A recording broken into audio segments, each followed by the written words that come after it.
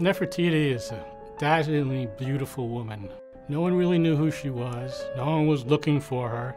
And then suddenly there she was in all her splendor.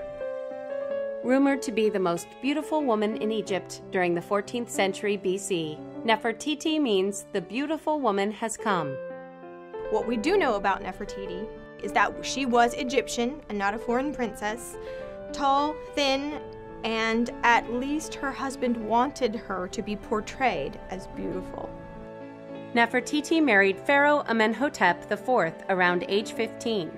The couple was a formidable force in Egypt. Definitely we know Nefertiti was not her husband's sister, which is rare enough in the Egyptian dynasties. So hooray for genetic diversity.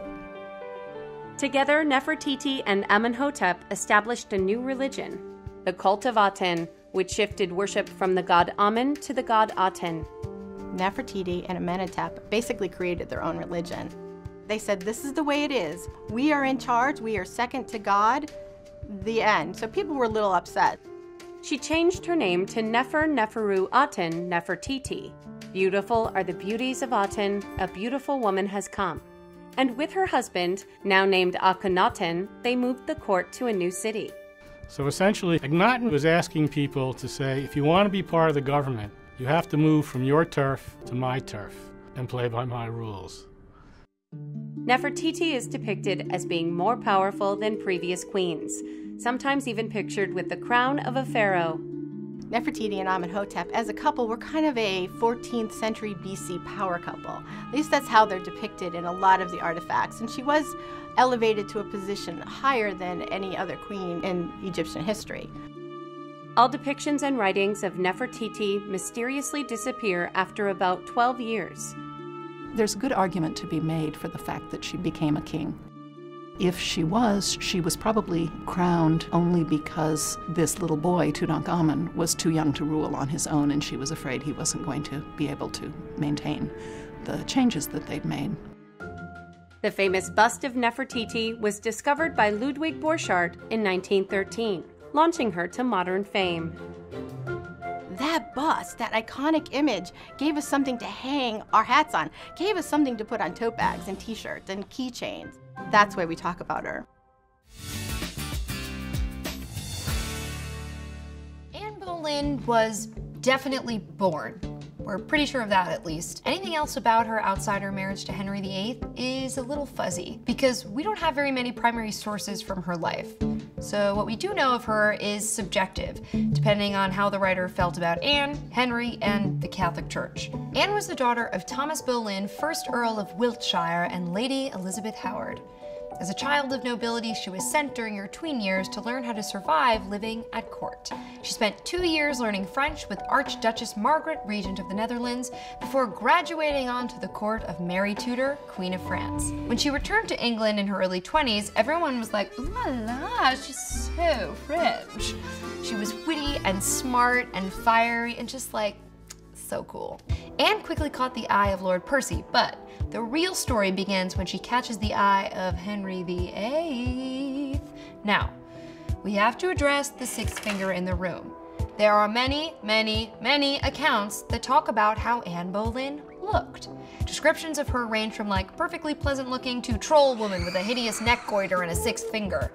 But all this back and forth hubbub around Anne's appearance tells us less about Anne and more about the long history of reducing a woman to her looks. Although even today, people are like, but Anne must have been super hot, right? Or else, why would a married king ditch his well-connected wife for some medium-ranked noble? Presumptuous. First of all, the thing the king wanted most was not a babe, it was a baby. A male baby to be his heir, and his wife Catherine of Aragon couldn't do it for him.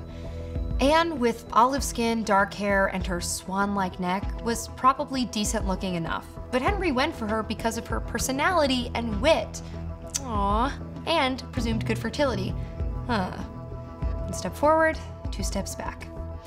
When Henry expressed interest in Anne, she was smart about it. Her sister Mary had already been there, done that, and was tossed to the wind. So Anne was like, I'm into you, but I'm not giving it up until I have some security. So Henry generously offered her the prestigious position of his official, one and only mistress. He would only have relations with her, not even his wife, who, by the way, was still making all of his shirts. But this still wasn't good enough for Anne. She needed wife status. So Henry, who is ready to get this baby on the road, needed to get the permission from the Pope for his annulment, which should have been easy peasy. But the Pope is Team Catherine. So after 6 or 7 years of back and forth, Henry was like, you know what? I'm the King of England, so now I'm the King of the English Church. I'm gonna give myself a divorce. See ya, Catholicism. This made the Catholics not happy. Lots of people blamed Anne, obviously. It's true that she showed some sympathies to Protestantism before, pushing for reform. And it's also true the Catholic Church getting in her way pushed her towards it. So it's like a little chicken or the egg situation. They finally get married in January 1533, which was very important to Henry because Anne was 6 months pregnant, and that baby needed to be born in wedlock. They were so sure they were having a boy. They'd even written out the birth announcements for their new prince before she had even given birth. And that boy's name was Elizabeth. This is fine. They're fine. They'll have another kid. It's fine. It's fine. It's fine. It wasn't fine. The feisty wit that attracted Henry to Anne was all fine and well for a mistress, but as a wife, not so cute anymore. Anne had 2 stillborn children and a miscarriage, which was a boy. And Henry came to the only obvious conclusion. Anne had seduced him by witchcraft, and he was done. Didn't hurt that he had already moved on to Jane Seymour, one of Anne's ladies. Henry gave orders for Anne to be investigated. Her favorite musician was arrested and was tortured into saying they had an affair. A king cheating on his wife? Expected. A queen doing the same? Treason. The list of names Anne supposedly had affairs with grew to 5, including her own brother George, who was implicated by his own wife, jealous of her husband's relationship with his sister. It seems unlikely that Anne was actually guilty, but truth doesn't really matter to Henry, and Anne was sentenced to death by beheading. But Henry showed mercy and let her be beheaded by a sword instead of an axe. What a good guy.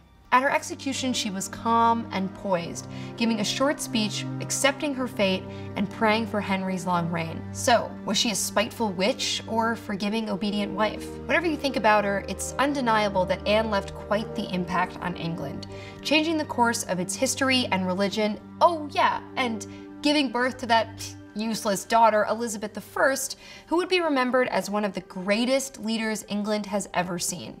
And who else can say that?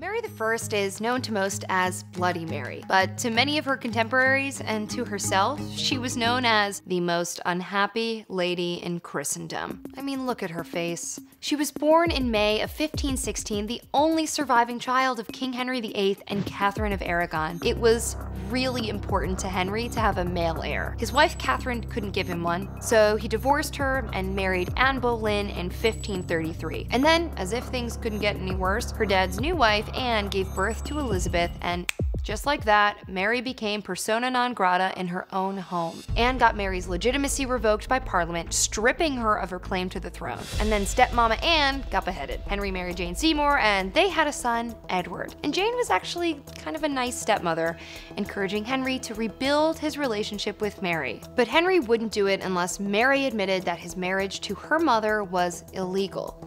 At first, Mary doesn't want to do it, but then she's like, okay, fine, I agree. The marriage was illegal, and Henry is king of the English Church. And they made up, and Henry put her back in his will, making Mary the next successor in line after Edward. Her father died in 1547, and Edward took the throne as intended. But Edward got sick, and then he got sicker, and then he died in 1553 at the age of 15. Edward had put forth an order before he died that made his cousin Lady Jane Grey his successor. But according to Henry's will, Mary was the true successor, and Mary had the support of the people. So she deposed Lady Jane Grey and took her seat as the rightful Queen of England. Far from being a despot, Mary was at first beloved and supported by most of England. She was seen as the rightful heir, and the majority of the English were still practicing Catholicism, or at the very least following similar doctrines. But Mary had her heart set on restoring England to Catholicism, which she pursued through Parliament. But to sustain said restoration, she had to produce a Catholic heir. Now, we have one small problem.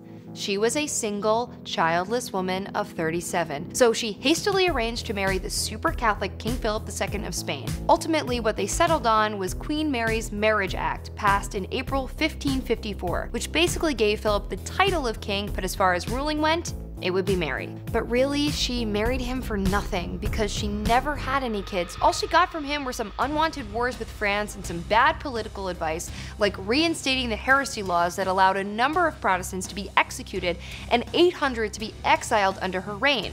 This act came to define her legacy and earned her the Bloody Mary nickname, despite the fact that many other rulers, including Henry and Elizabeth, engaged in widespread religious persecutions. She died on November 17, 1558 of uterine cancer, and Elizabeth ascended the throne.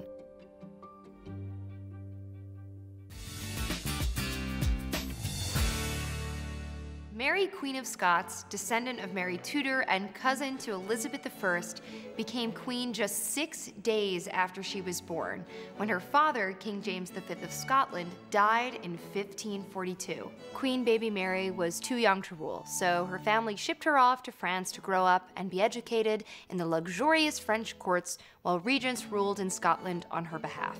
But from an early age, Mary's marital prospects were on everyone's mind. First, Mary married Francis, the son of King Henry II, in 1558. He ascended the throne 1 year later and died 1 year after that, leaving Mary widowed at just 18. This was a huge bummer. Mary loved France, but it was decided that it would be best for her to return to Scotland, which she did in 1561. Mary needed to remarry, which shouldn't have been that hard. She was known across Europe for her unparalleled beauty and physical stature, standing 5 feet 11 inches tall. But Mary married her cousin Henry Stuart, who was, as Mary put it, the best proportioned long man she'd ever seen. Then she found out this man that she had married for his good looks turned out to be vain, arrogant, and a very angry drunk. When she became pregnant, he accused her of having an affair with her secretary David Rizzio, and in 1566, along with a group of Protestant nobles, Stuart murdered him, stabbing him 56 times in front of Mary, who was 6 months pregnant. But less than a year later, Stuart turned up dead, blown up in a mysterious explosion. Naturally, suspicion was cast upon Mary and also on her close ally James Hepburn of Bothwell. He was tried for Stuart's murder and acquitted. Then the rumors started to fly that he would marry the queen. And how did he get the queen's hand in marriage? He kidnapped her. Supposedly, she was en route to Edinburgh when Bothwell showed up with 800 of his closest soldiers and was like, "Hey, why don't you come back to my castle in Dunbar?" And she's like, "Well, doesn't look like I have a choice, does it?" Back then, a common way to ensure a woman would marry you was to rape her and then be like, "Well, now you're dishonored, so you kind of have to marry me to preserve your dignity." We're not sure if this is the case with Mary, but it is one of the theories behind why they got married on May 15th, 1567. Of course, their marriage was controversial for a number of reasons, political included, and Scotland became divided. Scottish nobles rose up against her in Bothwell and imprisoned her in Lochleven Castle. She was forced to abdicate her throne to her infant son. She escaped the castle in 1568, attempted an uprising, failed, fled to England, and sought help from her cousin Elizabeth I.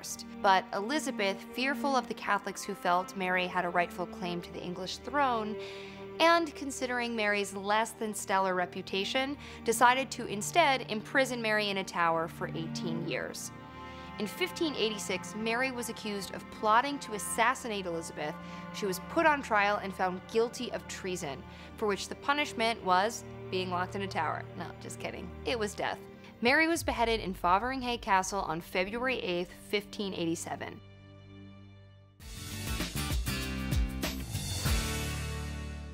Elizabeth I was a rainbow of characteristics. She was cunning, she was vain, she was kind, she was very smart, and she was very manipulative.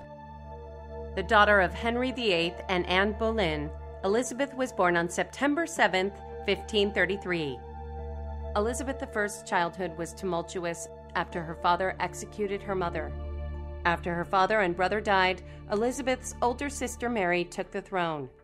Mary's Catholic background and Elizabeth's Protestant background kind of created a situation where Mary just really couldn't trust Elizabeth. She threw her in the tower for a while and let her live there. Mary died in 1558, leaving Elizabeth Queen of England.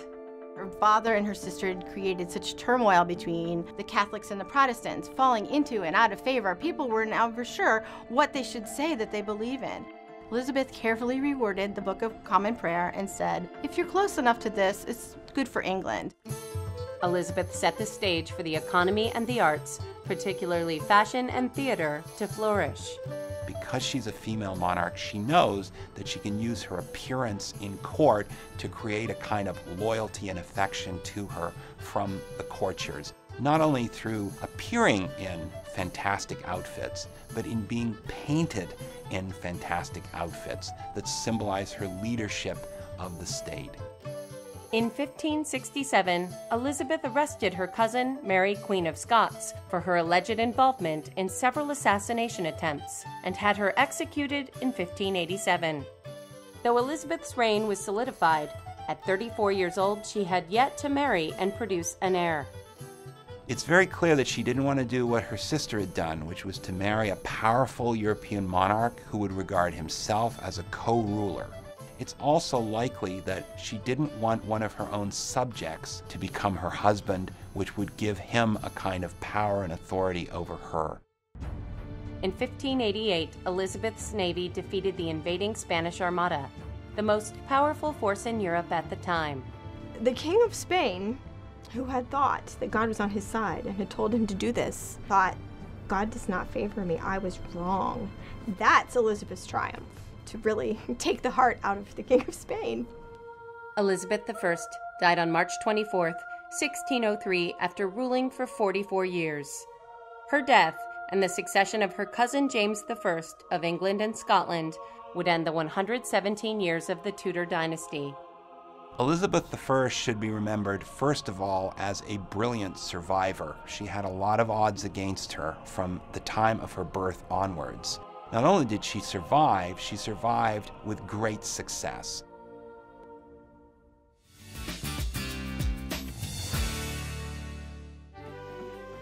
Born the 15th child of Austrian Empress Maria Theresa, Marie Antoinette was sent to France at age 14 to live her life as the future queen. When Marie Antoinette and her husband Louis XVI first met, it was like hot girl and nerd. She was bored by him and he was really afraid of her. 7 years into their marriage, there still was no heir. Marie Antoinette's mother grew concerned and sent Joseph II, Marie Antoinette's brother, to help the couple. The problem was that Louis XVI and Marie Antoinette simply did not know how to have sex. Joseph instructed his brother-in-law as to how to go about doing it, and Marie Antoinette got pregnant very soon thereafter. As queen, Marie had a reputation for extravagant spending. When peasants complained of the high price of bread, she is falsely rumored to have said, "Let them eat cake." In 1789, Marie and Louis's son and heir died of tuberculosis of the spine. Marie Antoinette was thrown into great depression by the death of Louis Joseph just before the outbreak of the French Revolution. She couldn't understand why the death of the Dauphin of France was not being publicly mourned, and for her it was a very serious blow.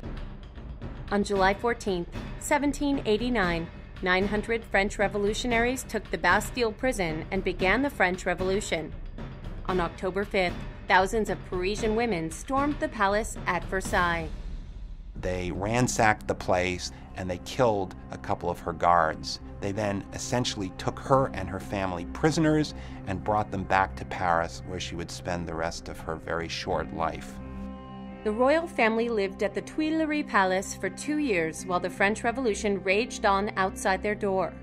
After October 1789, Marie Antoinette becomes the central figure in the French counter-revolution. She conspires with powers abroad and with sympathizers within France, attempting to reverse the French Revolution. In 1792, a mob stormed the Tuileries, killing hundreds of guards and noblemen, and took the royal family to the Temple prison. On December 26th, Louis was put on trial and executed. She was in the worst depths of grief. Toward the end of their relationship, they had gotten so much closer than they had been at the young ages of 14 when they first got married. On October 14, 1793, Marie Antoinette was tried for treason. 2 days later, she was taken to the guillotine. The last Queen of France was dead. Her trial was a mockery. They had her 8-year-old son testify against her in court that she had interfered with him in an inappropriate way. Even as Marie Antoinette said, "Is there any mother in this courtroom who would accept this?" Knowing what a mother's love for her son is like. Even that couldn't save her, and she was destined to go to the guillotine.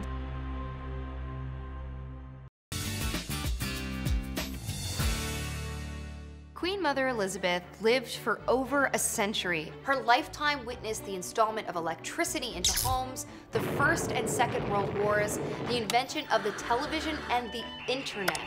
She was born Elizabeth Angela Marguerite Bowes Lyon on August 4th, 1900. She was the 9th child and 4th daughter of Lady and Lord Glamis, 13th Earl of Strathmore and Kinghorn. Elizabeth bloomed into a beautiful and affable young woman, capturing the hearts of many young men, including Prince Albert, the king's second son and the second in line to the throne. He was determined to marry her. Even Albert's father, King George V, famously said, "You'll be a lucky fellow if she accepts you." Eventually, she married Prince Albert in 1923, becoming the Duchess of York.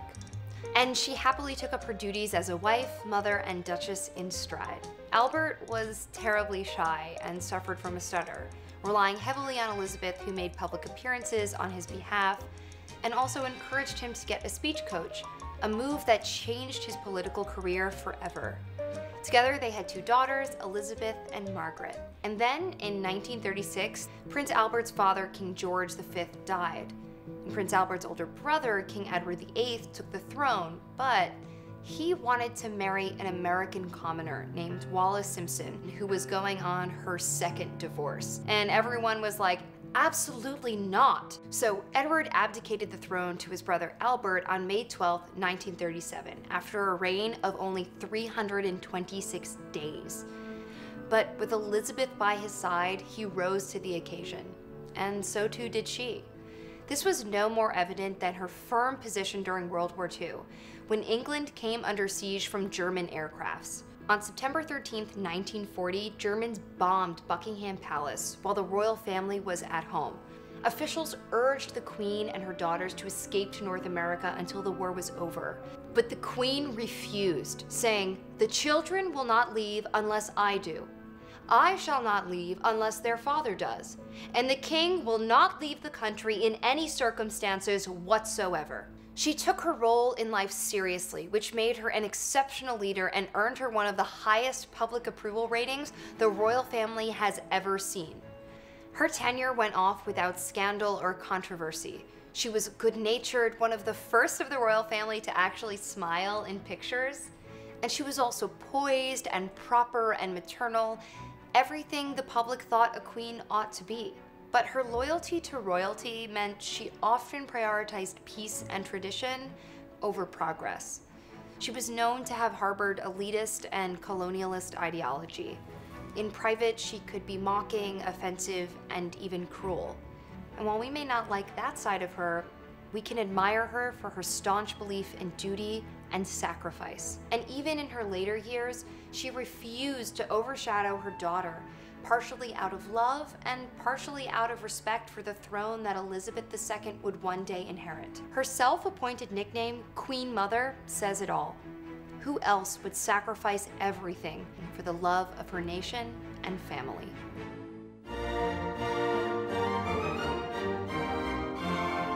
I think Queen Elizabeth represents continuity between Britain's great past and its more middling present and future.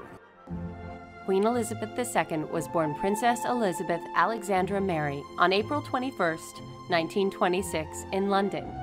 Few expected her to assume the throne, as her father, Prince Albert, was the 2nd son of King George V and considered a long shot for the crown himself. When she was just 9 years old, her grandfather passed away and her uncle Edward became King Edward VIII. He was forced to make a decision between the love of his life, an American woman who was twice divorced, or the throne. The earthquake that was the abdication of the Queen's uncle, Edward VIII, in December of 1936, changed her life, changed her family's lives radically. Her father became the king. She would become the Queen. During World War II, Elizabeth was just 14 years old, but she was already making a public appearance to make a live radio broadcast to basically reassure the children and adults that everything was going to be okay. Queen Elizabeth and her mother and father became an enormously important symbol for the British people. They were out after the bombings every day, touring, making sure everyone was all right.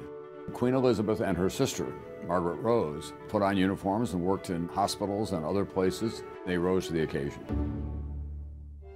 In 1947, Elizabeth married her distant cousin Philip Mountbatten and began a family with the birth of Prince Charles in 1948 and then Princess Anne in 1950. On February 6, 1952, the Queen's father died, and she automatically became Queen. One of the very first things that Queen Elizabeth did differently was to televise her coronation in 1953. It's the first time that had ever been done. And she actually began having weekly meetings with the Prime Minister, and that actually continues to this day. In all, Queen Elizabeth II had 4 children: Prince Charles, Princess Anne, Prince Andrew, and Prince Edward. It wasn't all red carpets and roses for the Queen. Her security was very much uppermost in people's mind. In 1979, Lord Mountbatten, a relative, was murdered by an IRA bomb. In 1982, shots were fired at the Queen as she rode on horseback at the Trooping the Color. They were blanks, but nobody knew it at the time. A man broke into her bedroom and sat on her bed, smoking, with his hand bleeding. The early 1980s also brought the marriage of her son, Prince Charles, to Lady Diana Spencer, who soon gave the Queen additional heirs to the throne, with Prince William's birth in 1982 and Prince Harry's in 1984. 1992 was a rather scandalous year, and Queen Elizabeth referred to it often as Annus Horribilis. It was the year that Charles and Andrew separated from their wives, and Anne had actually divorced. When Diana died in 1997, the Queen's image took a hit because she didn't say anything for what seemed like an unconscionably long time to the British public. In 2012, Queen Elizabeth II celebrates her Diamond Jubilee, marking 60 years of rule as Queen. Only Queen Victoria ruled for a longer period. I think the Queen will be regarded by history as a steady hand on an unsteady tiller. During her reign, the Commonwealth changed substantially, people's attitude toward the royals changed substantially, and she kept faith and kept it on a steady footing.